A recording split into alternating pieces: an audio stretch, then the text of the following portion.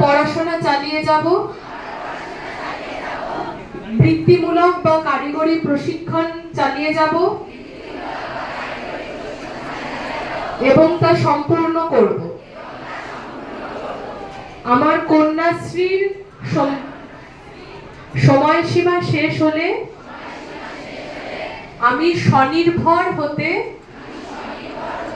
দৃঢ়ভাবে চেষ্টা করব। আমি কখনো 18 বছরের পূর্বে বিবাহ করব না। অপ্রাপ্ত বয়সে বিবাহের কুফল সম্পর্কে অভিভাবক, আত্মীয় স্বজন এবং সমাজের সকলকে বোঝাবো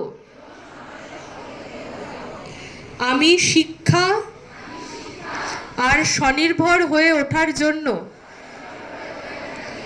কন্যাশ্রী কর্মসূচির প্রয়োজনীয়তার কথা সকলকে জানাবো, উৎসাহিত করব এবং সক্রিয়ভাবে সকলকে এই প্রকল্পের আওতায় আনার জন্য উদ্যোগ নেব। ধন্যবাদ। সবাই বসে পড়ো।